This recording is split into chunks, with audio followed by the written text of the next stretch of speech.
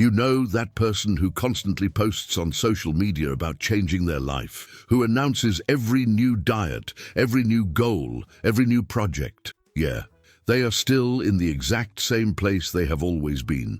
Because true transformation does not happen in selfies or public declarations. It happens in silence, where nobody sees, where nobody judges, where only you and your conscience know what is being built. As Epictetus said, do not seek to impress others. Be internally what you wish to appear externally. And today I want to talk to you about the 7 Stoic principles that can actually organize your life without you needing to announce anything to anyone. Leave your like if you are also tired of this "I am going to change" culture that just becomes empty noise. Subscribe to the channel if you have not done so yet, and hit the bell to not miss any of our content about Stoic minimalism. And you can comment "organizing in silence" if you understood that the real revolution begins inside your home, without fanfare. First principle, create spaces of order. Your environment shapes your mind more than you realize. As much as it might seem like just a detail, where you live affects your energy, concentration, focus, and even your mood. Have you ever tried to concentrate on something important in the middle of clutter? It's like trying to meditate in the middle of Times Square traffic.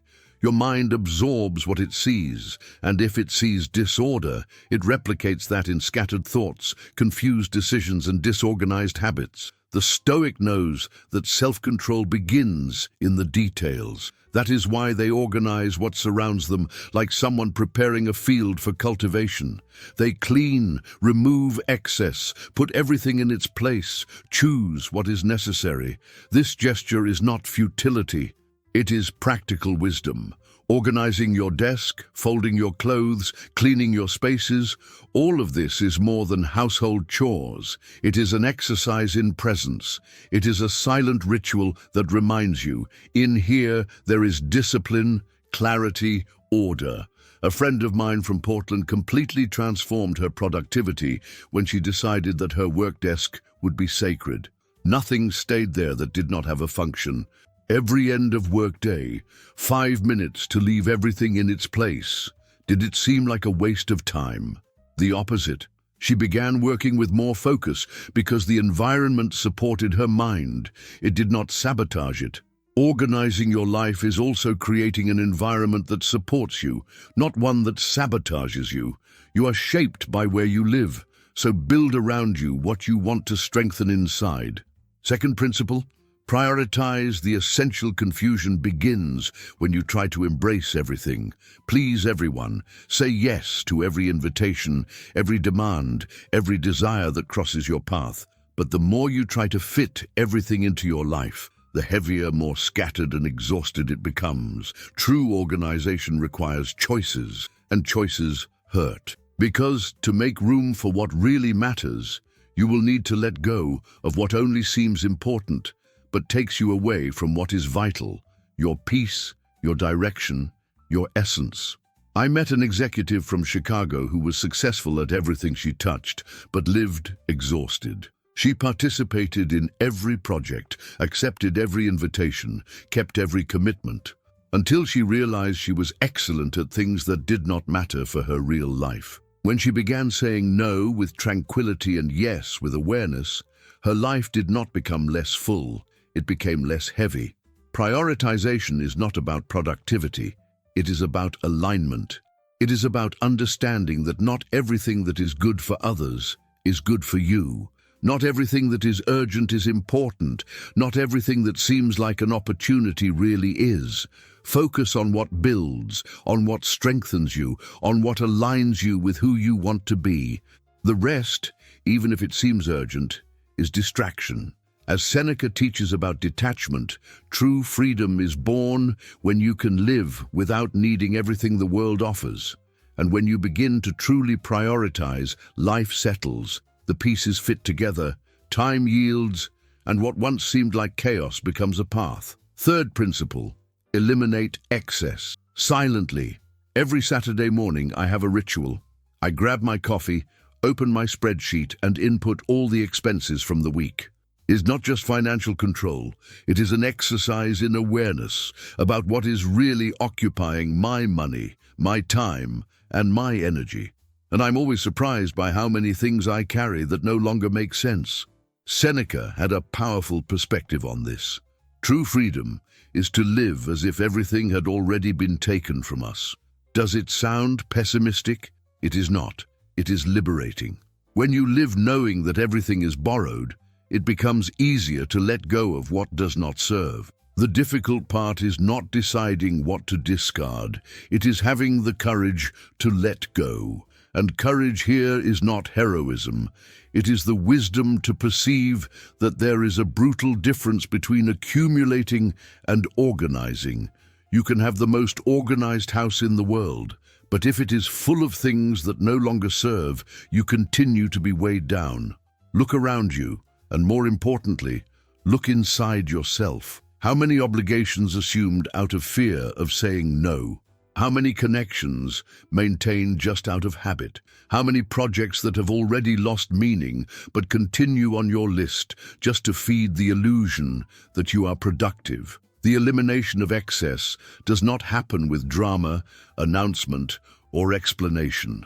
As Seneca teaches, it is part of the cure to wish to be cured. Real transformation begins with a silent gesture of internal decision. It happens when you choose, in silence, to create space for what really matters. And then something magical happens. You rediscover lightness. As a grandmother from Texas once told me, "Honey, a clean house starts with throwing out what you do not need, not buying more storage." That folk wisdom connects perfectly with what Seneca was teaching 2,000 years ago. Fourth principle, give order to your routine. Have you noticed how disorganized days create agitated minds? How waking up late, eating poorly, and starting without direction makes everything seem urgent and out of control. Seneca observed something crucial about this. It is not that we have little time, but that we waste much. Observe how people live reacting to the day instead of directing the day. The phone rings, they stop everything. An email arrives, they abandon what they were doing. An emergency arises, which was not even actually urgent, and there goes the entire structure down the drain. The Stoic does not live reacting to the world. They choose how they will behave within it. And for that, they create a routine with purpose. Not the rigid kind that imprisons, but the kind that guides you, protects you, and gives you clarity. Routine is the soil where tranquility is born. When you establish schedules, create habits, define priorities, you stop spending energy deciding the basics, and there is mental space left for what really matters. I knew a businesswoman from Denver who completely transformed her productivity when she stopped negotiating with herself about when she was going to wake up, when she was going to work out, when she was going to work on priorities. She simply decided once and repeated it. The energy she used to spend on micro decisions became directed toward creation and strategy. Organizing your life is deciding how you are going to use your time. And time is the most valuable asset that exists. Do not wait for the perfect day to start this. Begin with what you have, where you are, how you can. Organization of routine is not about rigidity.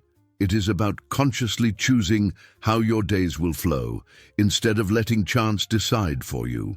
Fifth principle, put everything in its proper place.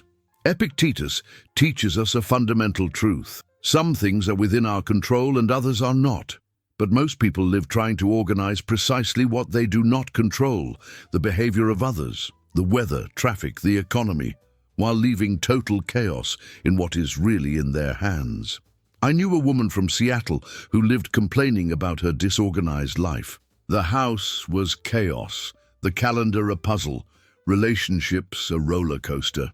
But every week she bought a new organizer, downloaded a different productivity app, or decided that this time she was going to really get organized. The problem was not lack of tools.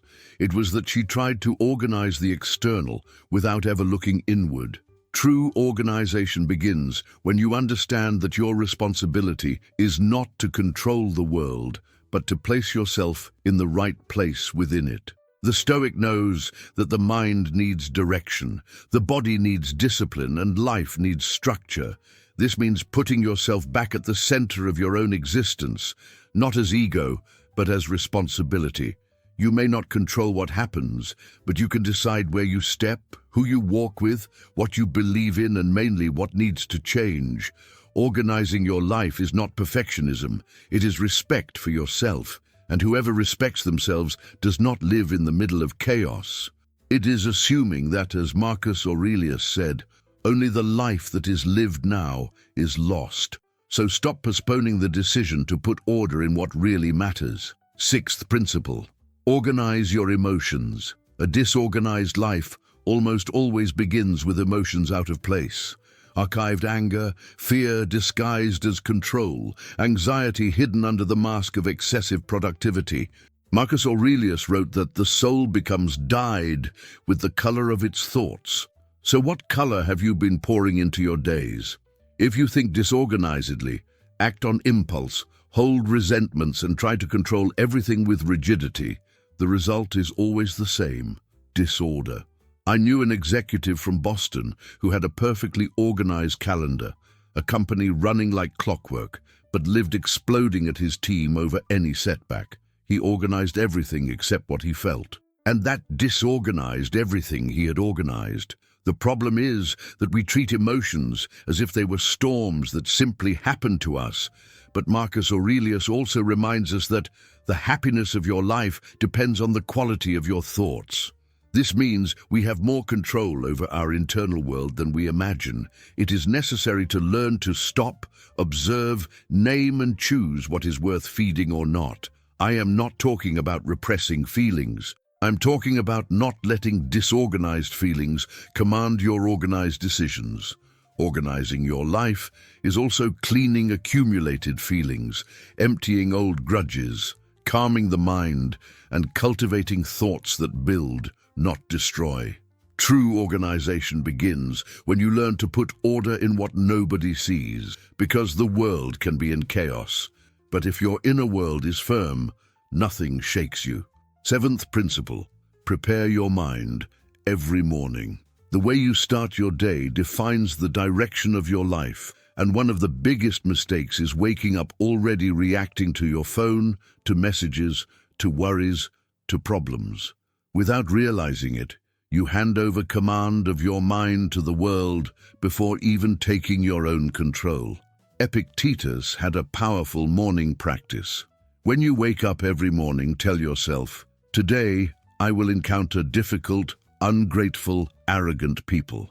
But I will not be surprised or bothered because I cannot conceive of a world without these people." See the wisdom in this. He was not being pessimistic. He was being realistic. And more importantly, he was preparing his mind before the world entered the scene. The Stoic does not do this by chance. They understand that before dealing with the external world, they need to order the internal world. That is why they cultivate the habit of starting the day with intention, with silence, with direction. It is not about having a perfect routine. It is about having a moment just to think, breathe, reflect, organize yourself inside before the noise outside confuses you.